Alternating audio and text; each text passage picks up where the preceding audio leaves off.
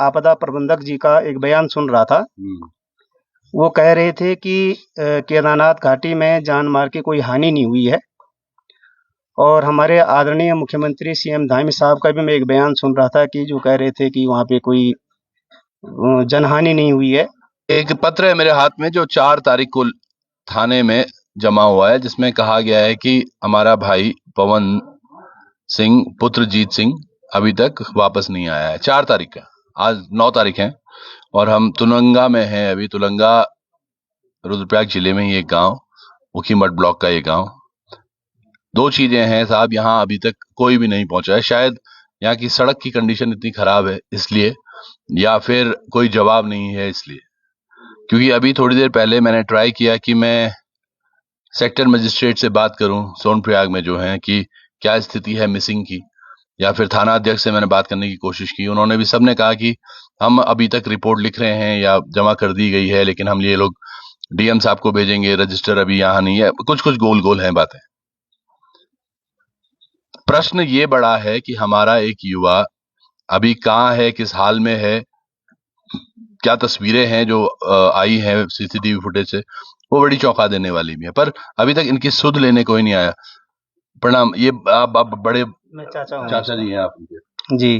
क्या हुआ था वहाँ पे, कुछ पता चला? 31 जुलाई को रात करीबन 8 बजे के आसपास ये लोग जो है जैसे थके हुए रहते हैं वहाँ पे सभी लोग, ये अपने डेरे में थे और 8 बजे के आसपास की 8:59 के आसपास अचानक जो फ्लड आया उसमें ये बह गए। अच्छा। और 2-4 दिन तक तो हमने काफी ढूंढने की कोशिश की, लेकिन दुर्भाग्य ये रहा कि सोनप्रयाग से जो है जाने की परमिशन नहीं मिली, जिस वजह से हम वहां तक नहीं पहुंच पाए। लेकिन उस दिन हमने वहां पे जो है पुलिस को एक एफआईआर के तौर पे अपनी एप्लीकेशन दी है कि ये लड़का मिसिंग है। जब वहां से जो है हमारे पारिवारिक जो और भी लोग थे और जो उसके साथी थे, उनके द्वारा ये बताया गया है कि जब फर्स्ट में ये अपने डेरे पे थे तो उसी दौरान ये बह चुके थे। और जब इतना होने के बावजूद भी आज जो है 10वां दिन है और दुख तब होता है। मैं आपदा प्रबंधक जी का एक बयान सुन रहा था। वो कह रहे थे कि केदारनाथ घाटी में जान माल की कोई हानि नहीं हुई है, और हमारे आदरणीय मुख्यमंत्री सीएम धामी साहब का भी मैं एक बयान सुन रहा था कि जो कह रहे थे कि वहाँ पे कोई जनहानि नहीं हुई है। जब मैंने ये बयान सुना है तो मैंने सोशल मीडिया के द्वारा मुख्यमंत्री जी के लिए मैंने लिखा है, और जो मिसिंग बच्चा हमारा हुआ है पवन नेगी, उसकी आईडी वगैरह सब मैंने उसमें डाला है। तो बहुत सारे लोगों ने उसमें कमेंट्स किए हैं, और हमारे ग्राम प्रधान द्वारा सोनप्रयाग में सीएम धामी साहब को जो है एक लिखित पत्र के रूप में दिया गया है, हैंड ओवर किया गया है कि एक्चुअली में जो है कितने लोग मिसिंग हैं, और बहुत सारे लोगों ने दिया है। लेकिन आज जो है दुख इस बात का है कि कोई भी प्रशासन की तरफ से आज तक किसी ने ये खबर नहीं ली कि वास्तव में यार यहाँ पे ऐसी आपदा है, इतने लोग मिसिंग हैं। थोड़ा जो आपदा से जुड़े अधिकारी हैं वो घर में आके पूछें, पड़ताल करें। आज परिवार की स्थिति ऐसी है कि उसको बहू को जो है उठाना मुश्किल हो रखा है और प्रशासन सो रखा है। ये काफी दुखदाई है, और मैं आप सभी लोगों का धन्यवाद करता हूँ जो आप गाँव हम जा रहे हैं। धन्यवाद। निशब्दों में भी किसको बचाने की तैयारी है, क्या तैयारियां हैं, क्यों है ऐसा? ये 4 साल का है, इसके पिता के बारे में बात हो रही है। ये मम्मी है। आखिरी बात कबार भी यहाँ पे शाम को 5 बजे तय दिन ये बना तब यान खबर नहीं चाहिए कि यान तब बाद में खबर पहुंची 9 बजे ना 5 बजे जब बात हुई आप फोन पे क्या ना तने राजी को सी के ठीक छो यान तो क्या पता था कि वो आखिरी बात हो रही हो। सोचिएगा, बड़ा प्रश्न है। और ये बच्चा, इसकी जैसे आप बता रहे हैं, इनकी बहू है, वो ना खाना खा रही हैं, कुछ सुध ही नहीं है, बेसुध है वो।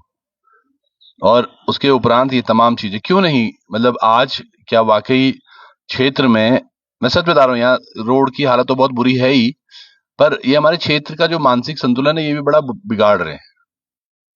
तमाम राजनेता हैं यहाँ, तमाम चीजें हैं, आज किसी का मुंह खोलने के लिए राजी नहीं है कोई। आखिर ये कब तक चलेगा और क्यों झेल रहे हैं? हम इंतजार करते हैं कि ये मेरे घर में नहीं हो रहा है, मेरे गांव का मामला नहीं है, ये कहीं और हों यार, तुलंगा पुंज।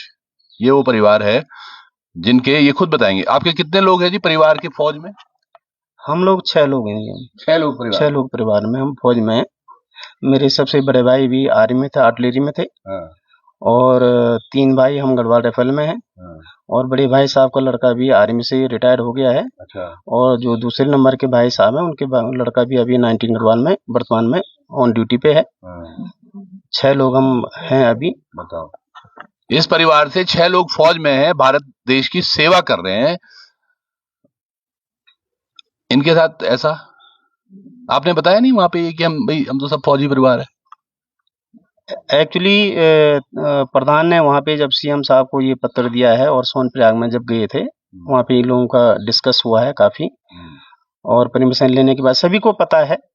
और मेरे देखने से तो ये बहुत जरूरी है कि हम सैनिक परिवार से सभी लोग हैं, तभी प्रशासन ने जो है किसी की सुध लेने। पॉइंट ये है ना, मैं ये क्यों बोल रहा हूँ, सुध लेने के लिए तो शायद वो बड़सू भी गए होंगे, या फिर एक भाई वो सूरज का मैं सुन रहा था जिसके घर से हमने वीडियो आपको दिखाई थी, वो कमरे से बाहर नहीं आ रहा है, कहता है जब तक प्रशासन से कोई नहीं आएगा मैं बाहर नहीं आने वाला। कहाँ है मेरा भाई? बड़ासू में भी ऐसी है, नाला में ऐसी है, तुनगा तीसरा परिवार है जहां हम मिलने आए हैं। तीनों जगह की कहानियां बिल्कुल सेम,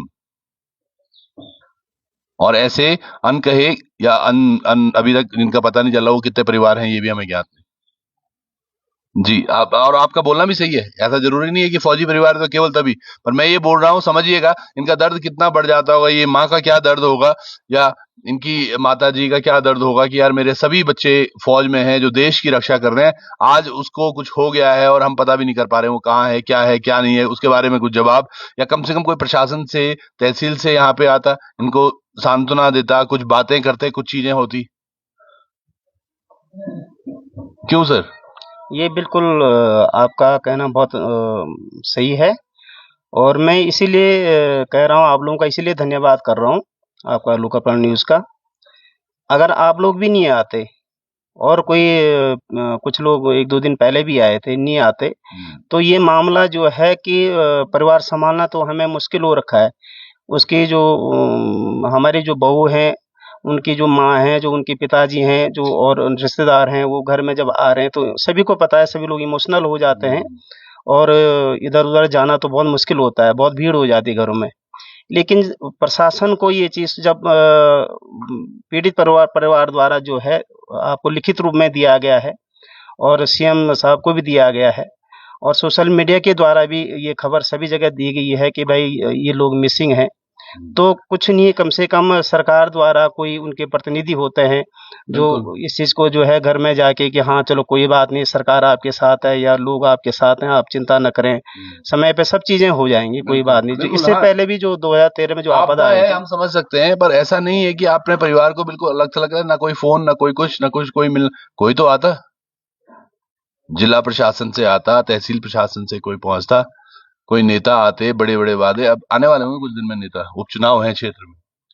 देखो चुनाव के लिए जी सभी आते हैं, चुनाव के लिए तो सभी को पता है कि हम जाएंगे तो जीतेंगे, लेकिन चुनाव के बेस पे ही आना ये अलग विषय है। लेकिन जब कोई परिवार जो है दुखी होता है, उसका परिवार जो है जमीन से उठ नहीं पा रहा है, उनको इतना दुख है अपने बच्चे का कि जो है सभी को होता है, और इनको जो है इस समय पे नहीं आना है तो चुनाव में किस रूप से आएंगे? सही बात, बिल्कुल। हम परिवार के साथ बने रहेंगे, क्या कुछ होता है बड़ा प्रश्न है, बड़ी मुश्किल से लिखा भी गया होगा ये पत्र। जुड़े रहिएगा, बहुत बहुत धन्यवाद।